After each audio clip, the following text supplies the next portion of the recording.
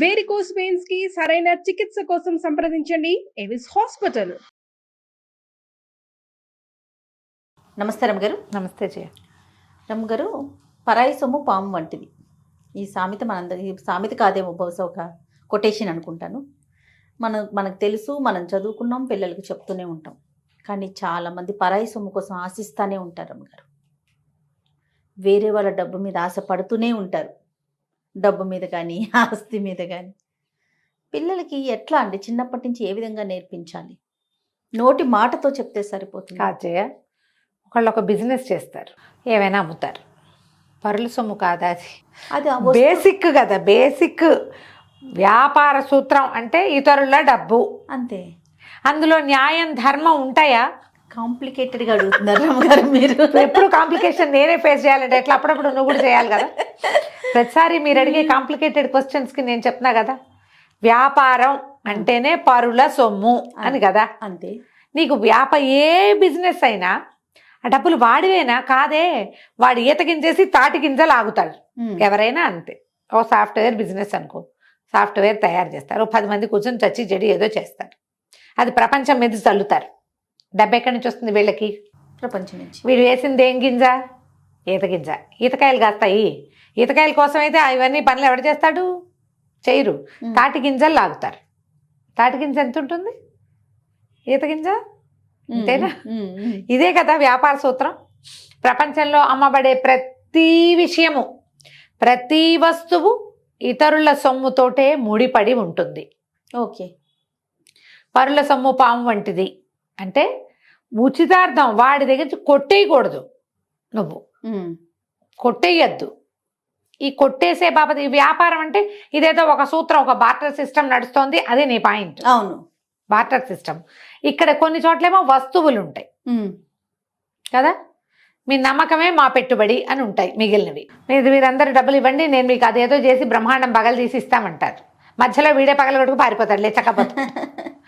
ఇది పరుల సొమ్ము పాము.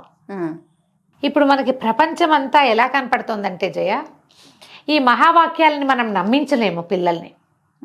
ఈ డబ్బెత్తుకు పారిపోయిన వాడే కింగ్లా ఉండటం కనపడుతోంది. అవును. ఇతరుల సొమ్ము మీద మేడలు కట్టిన వాళ్ళే బాగుంటున్నారు. వాళ్ళు చెడిపోతున్నది, వాడి నాశనం అయిపోతున్నది మనం చూడలేకపోతాం. చూడాల, మనకు కనిపించదు. సంఖ్య తక్కువ. వీళ్ళని ఉదాహరణగా ఇప్పుడు మనం పిల్లలకి ఏం చూపించాలి? ఉదాహరణగా ఎట్లా? ఒక పిల్లాడు ఐఏఎస్, అన్నయ్య చూసావు ఐఏఎస్ చేశాడు, చిన్నప్పుడు ఎంత బాగా చదువుకున్నాడు, అలా చేశాడు, ఇలా చేశాడు, గంటలు సార్లు చదివాడు, అక్కడికి వెళ్ళాడు, ఇక్కడికి వెళ్ళాడు. వాళ్ళ నాన్న వాడికి ఏసీ ఇవ్వాలా, ఏమి ఇవ్వాలా, ఫ్యాన్ కింద కూర్చొని చదువుకున్నాడు, ఫ్యాన్ లేకపోతే అరుగు మీద కూర్చొని చదువుకున్నాడు అని ఉదాహరణ చెప్తాం. అవును. ఆ అన్నయ్యని చూసి వీడు ఫ్యాన్ వేసి ఏసీ వేసుకునైనా అన్నయ్యలాగా వెళ్ళాలని భావిస్తాడు. వాడెవడో ఫలానా కంపెనీలో చేరి ఇప్పుడు కోట్లకు పడగెత్తాడు, అది చూపిస్తాం. మనం కూడా అవి చూస్తాం. వీళ్ళు భలే పైకి వచ్చారు, వాళ్ళ పిల్లల్ని బాగా తెచ్చారు అని పైకి చెప్పేం, వీళ్ళని ఫాలో అవుతున్నాం అని చెప్పకపోయినా ఫాలో అవుతూ వెళ్తాం కదా.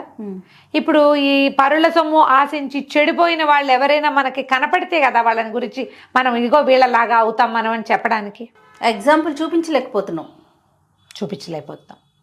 లోక రీతి ఏంటి? తేనెటీగలు బోల్డ్ అంతా తేనె తయారు చేస్తాయి, వాటిని తోలేసి మనం తీసుకుంటాం. అంతే. వాడెవడో కష్టపడి కూడబెట్టి ఇంకోటి దాన్ని ఎంజాయ్ చేస్తాడు. ఇలాంటి వాక్యాల్ని మనం నమ్మించలేము, చెప్పలేము జయ. అయితే మనం కొన్ని విషయాలు చెప్పగలుగుతాం.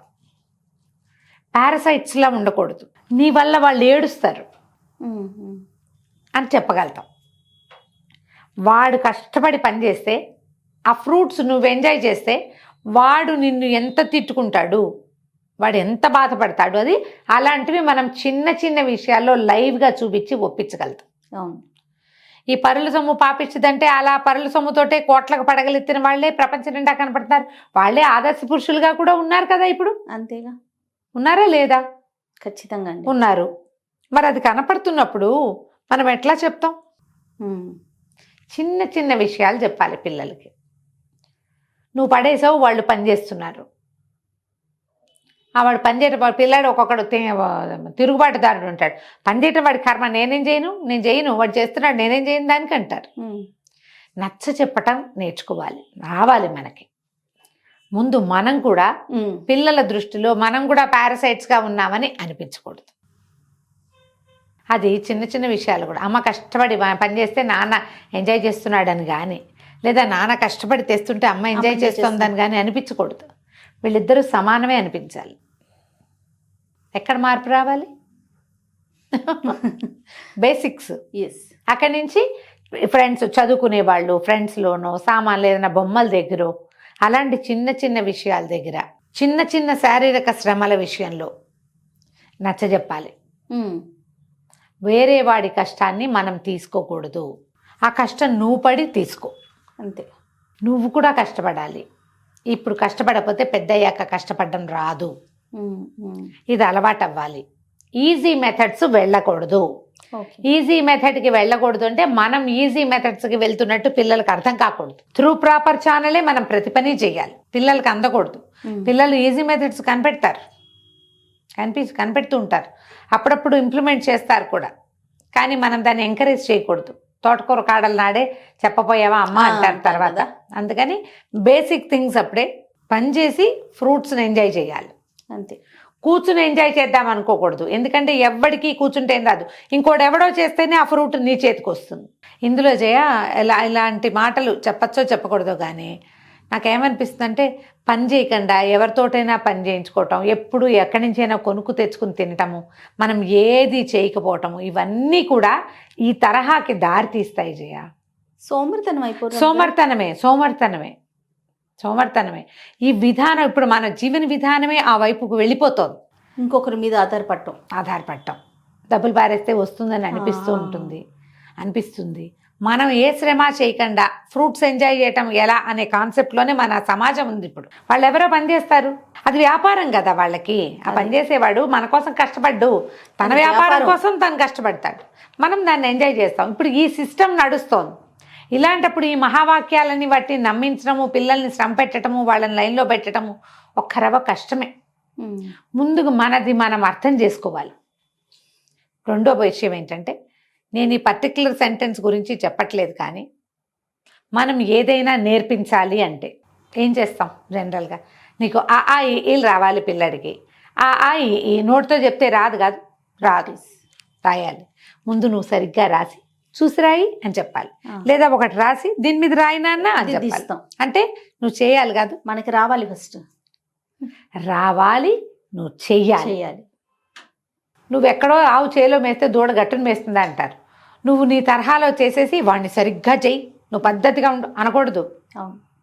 నువ్వు దాటిపోతూ కంచెలు దాటేస్తూ వాడిని అందులో లోపల ఉండమని అనకూడదు, బయట ఉండమని అనకూడదు. నువ్వు కంచె దాటితే నీ వెనకాల పిల్లలు కూడా కంచెలే దాటుతారు. జాగ్రత్త పడాలి. ఇప్పుడు అంత గీతల్లో జీవితం ఎవరి వల్ల కాదు, ఈ రోజున అసలు సాధ్యం కాదు. కానీ సాధ్యమైనంత ఒక బ్యారికేడ్, ఒక గీత, చిన్నది కాదు, టైట్గా గీసుకోవద్దు, కొంచెం లిబరల్గా పెద్ద గీతలు గీయండి. కనీసం ఆ గీతల్లో ఉండడానికి ట్రై చేయండి. అవతల వాళ్ళని ఎక్స్ప్లాయిట్ చేస్తుంటే చేస్తాం, చేయకుండా కుదరదు మన జీవితం ఇప్పుడు. అవునవును. ఆ ఎక్స్ప్లాయిట్ చేయటము వాడి పీక తెగిపోయేదాకాను అలా చేయొద్దు. నువ్వు ఎక్స్ప్లాయిట్ చేస్తున్న సంగతి ప్రదర్శించద్దు. నీ పిల్లలకి అసలు అందనివ్వద్దు. ఒకవేళ చేయాల్సే వస్తే ఇలా జాగ్రత్త పడండి. మనము గీతలు దాటుతున్న సంగతి పిల్లలకు అర్థమైందో, వాడిని ఎప్పటికీ గీతల్లో నువ్వు ఉంచలేవు. ప్రతి వాళ్ళకి తమ పిల్లలు రాముడిలాగానో లక్ష్మణుడిలాగానో ఇంకెవరిలాగానో ఉండాలని ఉంటుంది. చార్లెస్ శోభరాజు లాగా మా అబ్బాయి ఉండాలని ఎవరైనా కోరుకుంటారమ్మా? ఈవెన్ చార్లెస్ శోభరాజు కూడా కోరుకోడు. వాడు దొంగ దోపిడీదారుడైనా తన కొడుకు అదే మార్గంలో ఉండాలని ఎవ్వడూ కోరుకోడమ్మా. పిల్లలు బుద్ధిమంతులుగా, ఫోకస్డ్గా, బుద్ధిగా, అదిగా ఇదిగా ఏదోగా ఉండాలంటే కొంచెం మన గీతలు సరి చేసుకోవాలి. దీనికోసం ట్రై చేయాలమ్మా. ఇప్పుడు పాతకాలం నాటి మాటలు ఇప్పుడు చెప్పలేము. ధర్మము, ధర్మపన్నాలు విడేయటం కష్టం. ఎంత అధర్మానికైనా ఒక హద్దు, ఒక రేఖ, ఒక గీత ఉండి తీరాలి. మీకు మీరు గీతలు విధించుకుంటేనే పిల్లలకి గీతలు విధించగలుగుతాము, అంతే. ఇందులో ప్రధానమైంది ఇతరుల కష్టాన్ని తీసుకోవద్దు, ఇతరుల క్రెడిట్ని మీరు కొట్టేయద్దు. వాళ్ళలాగా చెయ్యాలి అంటే వాళ్ళని డిగ్రేడ్ చేయకూడదు, వాళ్ళ వెనకాల నడచెళ్ళాలి. పెద్ద గీత పక్కన చిన్న గీత గీయటం, కింద గీత చిన్నదాన్ని పెద్దాన్ని చిన్నది చేయాలంటే ఏం చేయాలి? ఒక గీతని దాని పక్కన ఇంకో పెద్దది గీస్తే ఇది చిన్నది అయిపోతుంది, అంతే. చాలా ఇప్పుడు అట్లా చేయట్లేదా జయ? వాళ్ళని డీగ్లామర్ చేసేస్తారు. ఎవరి మీద మనకు కుళ్ళుగా ఉందనుకో, వాళ్ళకంటే బెటర్ పెర్ఫార్మెన్స్ చేయాలని ఎవరు అనుకోవట్లా. వాడిని చెడగొట్టాలి, అవును. వాడికి చెడ్డ పేరు తేవాలి, వాడిని నలుగురిలో ఏదో ఒకటి అనేయాలి, లోపల కుళ్ళిపోతానని దాచుకోలేకపోతాం. ఇవన్నీ పెద్ద పెద్ద శూలాలుగా మన వైపుకే వస్తాయి. అందులో ప్రధాన బాధితులు మన పిల్లలు అవుతారు. పిల్లలు దొరుకుతారు. జాగ్రత్త పడండి.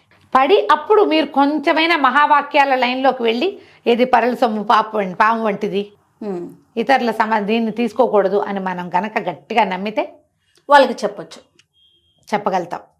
పామే అది. ఇవాళ కాకపోతే ఆ తర్వాత అయినా కాటేసి తీరుతుంది. దాని నుంచి తప్పించుకోలేము. దానివల్ల వచ్చే బాధలు మనం పడుతూనే ఉంటాం. సమాజానికి తెలుస్తుంది, తెలీదు, అది అంతే. కొన్నిసార్లు మనం చెడిపోతాం, ఏదో ప్రాబ్లమ్స్ వచ్చినాయి, ప్రపంచానికి తెలుస్తుంది. మనం లోపల ఏం కుదుకుట్లాడుతామో ఎవరికి తెలియదు. అవును. ఇంత డబ్బు ఉన్నా నువ్వు హింసకి లోనవుతూనే ఉంటావు, నువ్వు కష్టపడుతూనే ఉంటావు, ప్రపంచానికి తెలీదు. పైగా అందరూ అనేస్తారని దాచిపెడతాం కూడా మనం కదా.